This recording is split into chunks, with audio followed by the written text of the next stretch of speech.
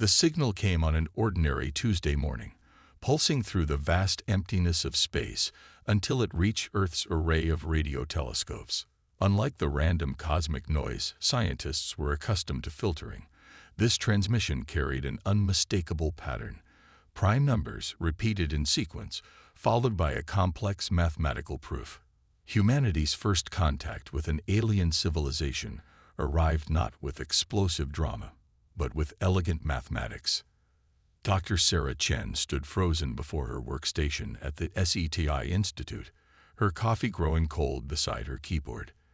The data streaming across her screen represented everything her team had spent decades searching for. Within hours, the news spread across the globe, and within days, a response was crafted. Earth's greatest mathematicians and linguists worked tirelessly to establish a common language based on universal constants and mathematical principles. The Centauri Alliance, as they called themselves, appeared to be everything humanity had hoped for in first contact. Their initial messages spoke of peace, cultural exchange, and shared scientific advancement. They were a confederation of species that had achieved harmony through cooperation, or so they claimed. Their technology was centuries ahead of Earth's, and they offered to share it freely.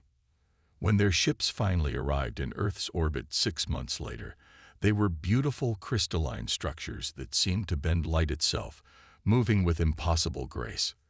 The world watched in awe as the first diplomatic delegation landed in Geneva, broadcast live across every network. The aliens were bipedal, with iridescent skin that shifted colors like oil on water, and eyes that seemed to hold ancient wisdom. Ambassador Lyra, their chief diplomat, spoke perfect English through a translation device that analyzed and replicated human speech patterns. She spoke of unity, progress, and the great potential she saw in humanity. "Your species is unique," she told the United Nations General Assembly. "In all our travels, we have never encountered a world with such remarkable biological diversity, such adaptive potential."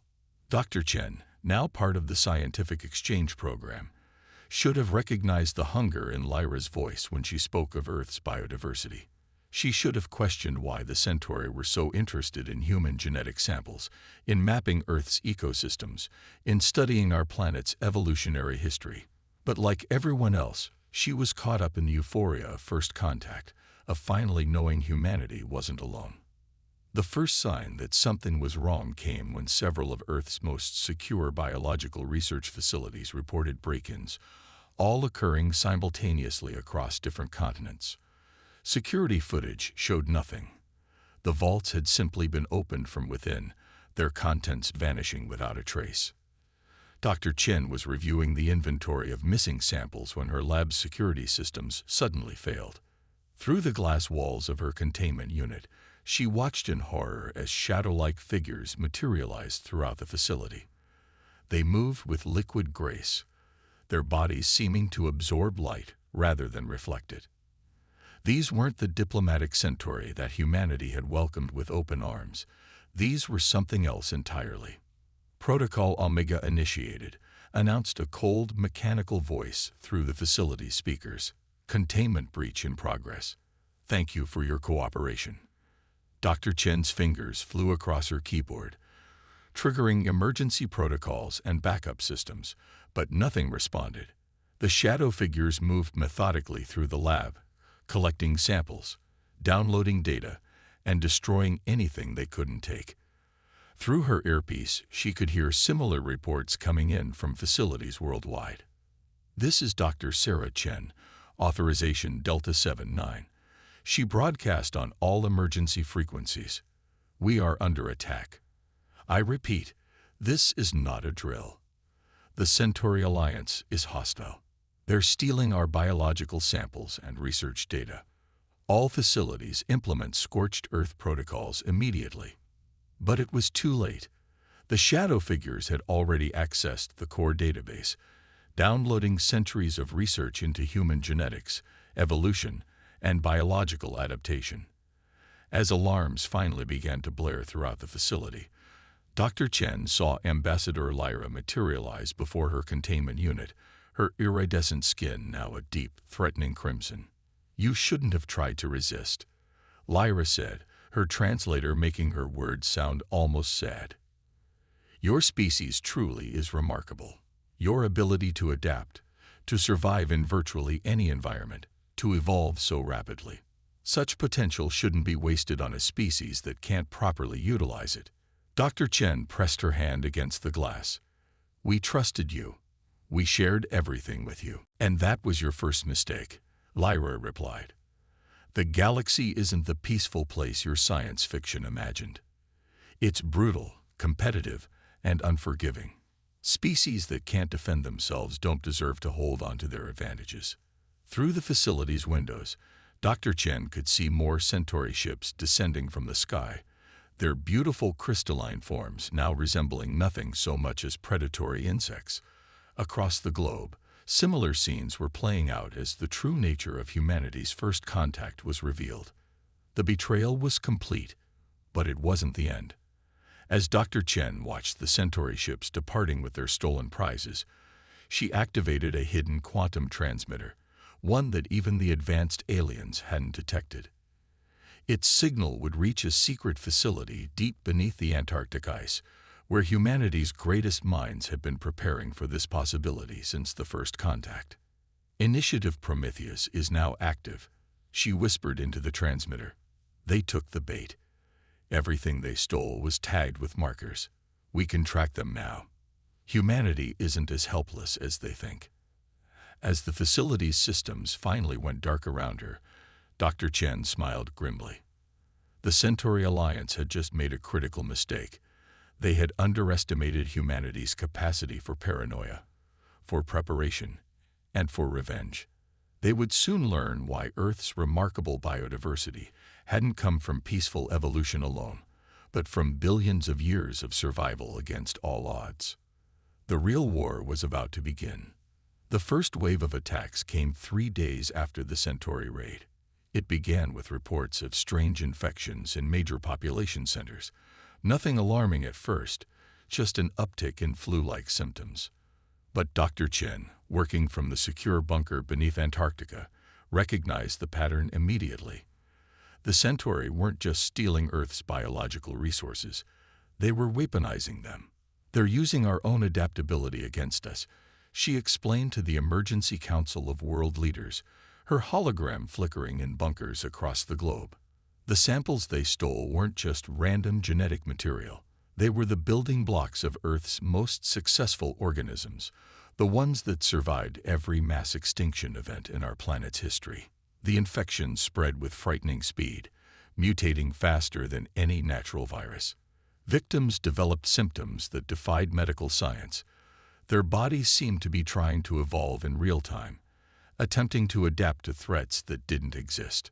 Hospitals were overwhelmed within weeks, and quarantine zones quickly proved futile against a pathogen that could alter its transmission vectors at will. But even as cities fell into chaos and governments struggled to maintain order, humanity showed its true resilience. Communities banded together, sharing resources and protecting the vulnerable. Underground networks of survivors emerged, coordinating through encrypted channels that the Centauri couldn't monitor. And in secret facilities around the world, scientists worked tirelessly to understand and counter the alien bioweapons. Admiral James Morrison, former commander of Earth's now-defunct Space Defense Force, stood at the heart of humanity's resistance. His underground command center in the Rocky Mountains had become a nexus of human defiance. "They think they've won," he addressed his staff, his voice grave but determined. "They think we'll descend into panic and tear ourselves apart. But they don't understand what makes us different from every other species they've encountered." On his screens, reports continued to pour in. The Centauri bioweapons had affected nearly 40% of Earth's population, but something unexpected was happening. Some humans were naturally resistant, their immune systems adapting to fight off the engineered pathogens. More surprisingly, those who survived the initial infection emerged stronger, their bodies having incorporated aspects of the alien genetic modifications. Dr. Chen's team made a breakthrough in their Antarctic lab. The Centauri made a fundamental mistake. She announced during an emergency broadcast to resistance cells worldwide. They assumed our genetic diversity was a resource to be harvested, but they didn't understand its true nature. Earth's life forms didn't develop in isolation. They evolved through competition, through crisis, through adaptation to catastrophe. The data from her lab revealed something extraordinary. The markers they had hidden in the stolen samples were doing more than just tracking the Centauri ships. They were transmitting data about how the aliens were manipulating Earth's genetic material. Every attempt they made to weaponize human biology taught humanity more about their own technology and weaknesses. In orbit, the Centauri ships maintained their blockade, preventing any attempt at space travel while their bioweapons did their work. But they failed to notice the subtle changes taking place in Earth's atmosphere. Changes that began when the first survivors of their weapons started exhaling modified bacteria into the air. It's not just our technology they underestimated, Dr. Chen explained to Admiral Morrison as they reviewed the latest data. It's our planet's entire biosphere. Earth itself is fighting back. The survivors are producing compounds that spread through the air and water, strengthening others against the Centauri weapons.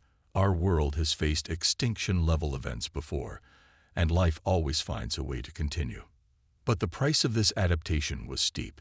Cities lay abandoned, their streets empty save for emergency teams in protective gear. Farmland withered as modified organisms disrupted traditional agriculture. The global economy had ground to a halt, and millions had died in the initial waves of the attack. In his mountain bunker, Admiral Morrison received reports from his global network of operatives. The Centauri weren't content with their biological warfare. They were preparing for a ground invasion. Their ships had begun moving into lower orbit, and strange structures were appearing in the upper atmosphere. They think we're weakened, ready to be conquered, he told his staff. But they don't realize they've just accelerated our evolution by 1,000 years. Every survivor is carrying the seeds of their own destruction. Dr. Chen's latest transmission from Antarctica confirmed his suspicions. The survivors weren't just resistant to the Centauri weapons. They were developing abilities that should have taken millions of years to evolve naturally. Enhanced immune systems, accelerated healing, and even the ability to process toxins that should have been lethal. This isn't just about survival anymore, Dr. Chen's message concluded. The Centauri wanted to exploit our biological potential. Well, they're about to experience it firsthand. Humanity isn't just adapting to survive their weapons. We're becoming something entirely new, something they never expected. As the sun set on another day of humanity's struggle, Admiral Morrison gazed at the strange atmospheric formations created by the Centauri ships. They thought they were witnessing humanity's final days, but they were actually watching the birth of something unprecedented. A species forged in the crucible of alien warfare, emerging stronger and more formidable than ever before. The price of trust had been paid in blood and suffering, but humanity's response would shake the foundations of the galaxy. The real question wasn't whether humanity would survive. It was whether the Centauri Alliance would survive what they had unleashed. 6 months after the initial Centauri attack, Earth had become unrecognizable. The survivors had adapted in ways that defied conventional science, their bodies and minds evolving to meet the challenges of their new reality. In the underground facilities that had become humanity's strongholds, Dr. Chen studied these changes with a mixture of awe and strategic calculation. Each generation of survivors is more resilient than the last, she reported to the Emergency Council, her hologram now showing subtle signs of her own transformation, her eyes gleaming with an inner light that hadn't been there before. The Centauri's weapons forced our evolution into overdrive, but they couldn't control the direction of that evolution. We're not just surviving their attacks, we're incorporating their technology into our own biological systems. The proof was everywhere. Survivors had developed an intuitive understanding of the crystalline technology the Centauri used, their enhanced nervous systems somehow resonating with the alien devices. Children born to survivors displayed even more remarkable abilities: natural resistance to radiation, enhanced cellular regeneration, and most importantly, the ability to interface directly with both human and alien technology. Admiral Morrison had transformed the Rocky Mountain facility into the nerve center of humanity's resistance. The vast underground complex now housed a new kind of military force, soldiers whose bodies had been changed by the Centauri weapons, but whose minds remained uniquely human. "We're not just fighting for survival anymore," he told his troops. "We're fighting for the future of human evolution itself." The breakthrough came when Dr. Chen's team discovered the true nature of the markers they had hidden in the stolen samples. The quantum entanglement that allowed them to track the Centauri ships had created an unexpected feedback loop.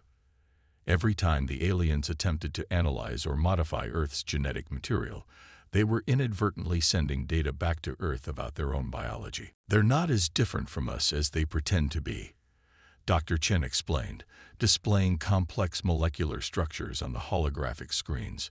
"Their iridescent skin, their ability to manipulate light, it's all based on principles already present in Earth organisms. They didn't evolve these abilities naturally. They engineered them from species they encountered and conquered. But our adaptation is natural, driven by necessity and survival." The resistance grew stronger with each passing day. Underground cities expanded, connected by networks of tunnels bored by modified bacteria that could eat through solid rock. The survivors developed their own culture, their own way of life adapted to their new abilities and circumstances. They called themselves the Evolved, not out of pride, but as a simple statement of fact. In her Antarctic lab, Dr. Chen made another crucial discovery. The Centauri's biological weapons hadn't just triggered random mutations. They had activated dormant genes that had been present in human DNA all along. "We're not becoming something new," she realized. "We're becoming what we always had the potential to be." The Centauri just accelerated a process that might have taken millions of years naturally.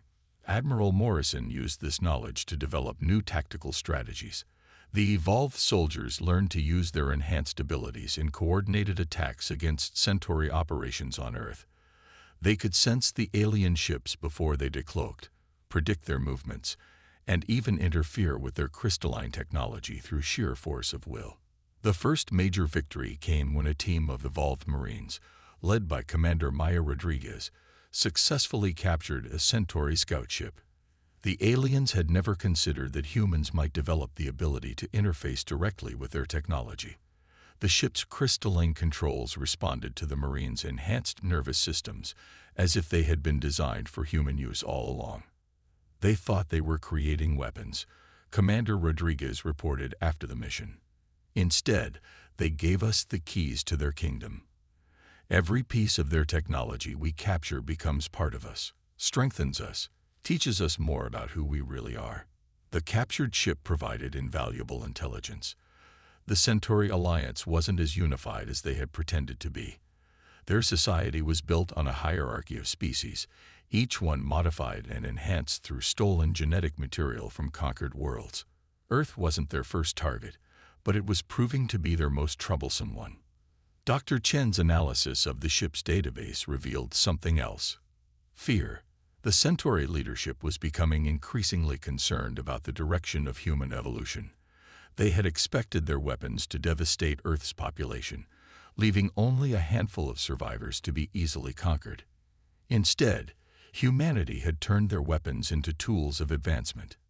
In the depths of the Rocky Mountain facility, Admiral Morrison gathered his commanders for a briefing that would change the course of the war. The holographic displays showed a comprehensive map of Centauri fleet movements, their patterns now predictable thanks to humanity's enhanced perception. "For 6 months, we've been fighting for survival," he declared. "Now it's time to show them why that was their biggest mistake. They thought they could break us, control our evolution, turn us into just another conquered species in their collection. Instead, they'd helped forge us into something they've never encountered before. A species that can adapt not just to survive, but to thrive on adversity." The plan they developed was audacious, combining humanity's new biological capabilities with their traditional strengths: creativity, determination, and the ability to unite in the face of overwhelming odds. The Evolved were ready to take the fight to the stars, to show the Centauri Alliance that humanity's potential was far greater than they had imagined. As the Resistance prepared for its first major offensive, Dr. Chen made one final entry in her research log. They came to steal our biological diversity, thinking it was just another resource to be exploited. They never understood that Earth's greatest gift to its children wasn't just the ability to adapt, but the wisdom to know when and how to change. The ashes of their betrayal have become the foundation of our rebirth. Operation Deadlock began not with a bang, but with silence. Across Earth's orbit, the Centauri ships suddenly lost contact with each other as an invisible wave of engineered bacteria, released months earlier, finally reached critical mass in the upper atmosphere. The bacteria, designed by Dr. Chen's team, had evolved to feed on the specific frequency patterns the alien vessels used for communication. Commander Rodriguez stood on the bridge of the captured Centauri vessel, now renamed Phoenix. Her evolved nervous system interfaced directly with the ship's crystalline matrix, giving her an almost omniscient awareness of its systems. Around her, a crew of similarly enhanced humans worked in perfect synchronization, their minds linked through the ship's neural network. "All ships report ready," she announced, her voice carrying both through conventional channels and through the subtle quantum resonance that now connected all evolved humans. The Centauri don't realize their network is compromised. They think the communication disruption is environmental. Admiral Morrison's voice responded from the Rocky Mountain Command Center. "Begin Phase 1. Show them what humanity has become." The Phoenix, along with 50 other captured and modified Centauri vessels, emerged from hiding positions in Earth's asteroid belt. But they weren't alone. Each ship now carried a payload of evolved humans whose bodies had been modified far beyond what the Centauri thought possible. These warriors could survive in vacuum, regenerate from terrible wounds, and interface with any technology they touched. The first wave struck the Centauri blockade from behind. The aliens, accustomed to fighting with advanced technology against primitive species, were completely unprepared for humans who could turn their own ships against them. Commander Rodriguez led the assault, her consciousness spread across multiple vessels through the crystalline network. "They're panicking," she reported, watching through multiple sensor arrays as Centauri ships tried to respond to the attack. "They can't understand how we're controlling their technology so perfectly. Their hierarchical command structure is breaking down." In her Antarctic lab, Dr. Chen monitored the battle through her own enhanced senses. The markers they had hidden in the stolen genetic samples were doing more than just tracking the enemy. They were allowing humanity to tap into the entire Centauri network. Every ship, every base, every piece of their technology had been manufactured using materials containing Earth's genetic material, and now that connection was being turned against them. The barrier between biological and technological evolution was always artificial, she explained to her team as they watched the battle unfold. The Centauri built their empire by keeping the species they conquered separate, controlled. They never imagined what would happen if one of their victims learned to bridge that gap. The second phase of Operation Deadlock began as Earth's magnetic field suddenly pulsed with unprecedented power. The survivors' enhanced bodies had learned to generate electromagnetic fields that, when combined across millions of individuals, could reach into space itself. The Centauri's crystalline technology, so dependent on precise energy patterns, began to malfunction. Admiral Morrison watched from his command center as the carefully laid plan unfolded. "Launch the seed ships," he ordered. These weren't conventional vessels but living entities, grown from a combination of human and Centauri genetic material. Each contained thousands of modified spores that could survive interstellar travel. The seed ships slipped through the chaos of battle, accelerating toward predetermined coordinates. The Centauri, focused on the direct assault, failed to notice these smaller vessels. By the time they realized the true nature of humanity's attack, it would be too late. "The spores are away," Dr. Chen confirmed, monitoring their progress.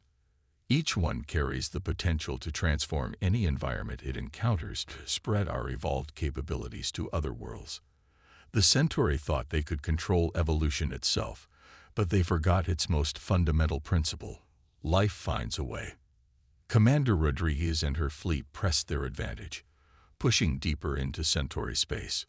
The alien ships that weren't captured or destroyed began to retreat, their crews experiencing something they hadn't felt in millennia: fear of an inferior species.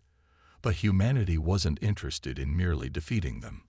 "We're not going to destroy them," Admiral Morrison announced to all Earth forces.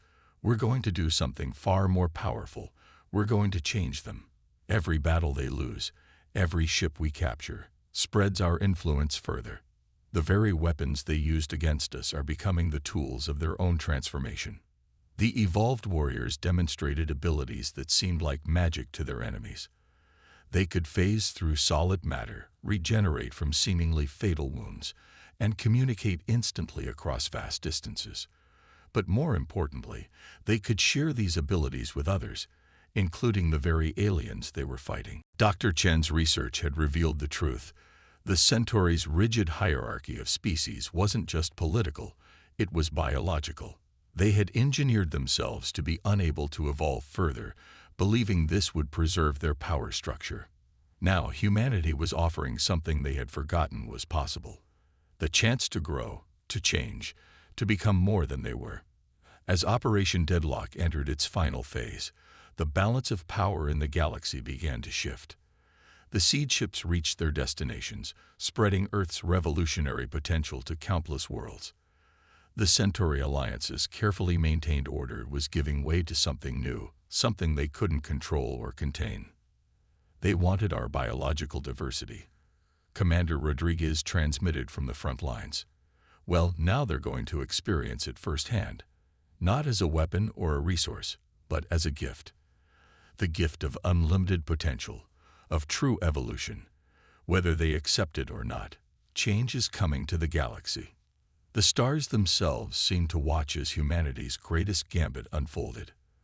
The Centauri had sought to exploit Earth's unique characteristics, never realizing they were unleashing a force that would reshape the very foundations of their society. Operation Deadlock wasn't just a military campaign. It was the beginning of a biological and cultural revolution that would echo across the cosmos. The Centauri homeworld hung in space like a perfect crystal, its artificially engineered surface reflecting starlight in complex geometric patterns. From the bridge of the Phoenix, Commander Rodriguez watched as the combined fleet of human-controlled ships emerged from quantum space. After a year of conflict, the final confrontation had arrived. "They've mobilized their entire defense grid," she reported to Earth Command. Through her enhanced senses, she could feel the desperate energy emissions from the planet below. "Their leadership has gathered in their central citadel. They're expecting a traditional assault." Dr. Chen's voice came through the quantum network, her consciousness spanning the distance between Antarctica and the Centauri system instantly. "They still don't understand what we've become. Their sensors are searching for weapons, for ships, for anything they can fight. They're not prepared for what's actually coming." The seed ships that humanity had launched months ago had done their work well. Throughout Centauri space, controlled evolution was giving way to explosive adaptation. The rigid hierarchy that had maintained their empire for millennia was dissolving as subjected species began to change, to grow, to become something more than their masters had intended. Admiral Morrison's strategic gambit had paid off. The Centauri Alliance, faced with revolution on 1,000 worlds, had been forced to pull their forces back to defend their core systems. Now their leadership was concentrated in one place. Their mighty fleet gathered for a final stand against the upstart humans who had dared to challenge their dominion. "All ships in position," Commander Rodriguez announced. "Beginning final phase of Operation Deadlock." But there were no weapons fired, no kinetic bombardment, no swarms of fighter craft. Instead, the human fleet began to sing. Not with sound, but with patterns of light and energy that resonated with the fundamental frequency of life itself. The evolved humans aboard each ship joined their consciousness into a vast network, reaching out to touch the carefully ordered world below. Dr. Chen's voice carried the explanation across space and time.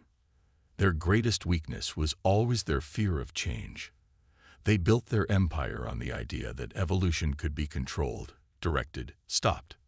They never understood that true strength comes from embracing transformation, not fighting it. On the Centauri homeworld, the impossible began to happen. The crystalline structures that had stood unchanged for thousands of years began to pulse with new life. The beings who had thought themselves the pinnacle of evolution felt something they hadn't experienced in generations, the stirring of change within their own bodies. "We're not here to destroy you." Commander Rodriguez transmitted on all frequencies, her message carried not just by electromagnetic waves, but by the quantum resonance that now connected all living things in this sector of space. "We're here to free you from the prison you built for yourselves." The Centauri leaders, gathered in their gleaming citadel, finally understood the true nature of their defeat. The humans hadn't come to conquer them by force of arms. They had come to offer something far more powerful, the gift of unlimited potential. Through the quantum network, Dr. Chen shared humanity's greatest discovery. Evolution isn't a ladder to climb or a peak to reach. It's a dance, an endless exploration of possibility. You tried to steal our adaptive potential, to weaponize it, to control it. But adaptation can't be controlled. It can only be embraced. The crystalline ships of the Centauri defense fleet began to change, their rigid structures becoming fluid, organic. The beings inside them, who had maintained their carefully engineered forms for countless generations, felt their bodies responding to long-dormant genes. The very weapons they had used against Earth had become the key to their own transformation. Admiral Morrison watched from Earth as the reports came in from across Centauri space. The revolution they had sparked wasn't just biological. It was cultural, philosophical, spiritual. Species that had been locked in artificial stasis for millennia were awakening to their own potential, reaching out to connect with others in ways the old hierarchy had never permitted. "They called us primitive," he remarked to his staff. "They saw our constant adaptation as a weakness, our diversity as a resource to be exploited. They never understood that our greatest strength wasn't in our genes, but in our willingness to change, to grow, to become more than we were." The final act of the conflict came not with surrender, but with transformation. The Centauri leadership, faced with the undeniable reality of their own evolution, made a choice. They opened their vast genetic archives, sharing the accumulated knowledge of countless species not as weapons or tools, but as possibilities. Commander Rodriguez stood in the great hall of the Centauri Citadel, her evolved form resonating with the changing crystalline structures around her. "Your empire was built on the idea that some species were meant to rule and others to serve. We're offering a different vision, a galaxy where every being has the freedom to discover what they might become." Dr. Chen's research had revealed the ultimate truth. The universe itself was alive, constantly evolving, endlessly creating new possibilities. The Centauri's attempt to control and direct evolution had been doomed from the start. Life would always find a way to express itself, to grow, to change. As the new era dawned, Earth emerged not as a conquered world or even a conquering power, but as something far more significant, a catalyst for change throughout the galaxy. The children of evolution, human and alien alike, looked to the stars not with fear or hunger for conquest, but with wonder at the infinite possibilities that awaited them. "We are all evolution's children," Dr. Chen wrote in her final report. "Not separate species competing for dominance, but parts of a vast, living universe, each contributing our own unique notes to the endless symphony of life. The Centauri tried to steal our future, but instead, they helped us discover who we truly are, not the end of evolution, but its leading edge, forever growing, forever changing, forever becoming more." The stars seemed brighter somehow, as if they too were celebrating the dawn of this new age. Humanity had faced extinction and emerged transformed, not just surviving, but helping to reshape the very nature of life in the galaxy. The future was uncertain, but that was exactly as it should be. After all, evolution's greatest gift was not the certainty of victory, but the endless possibility of what might come next.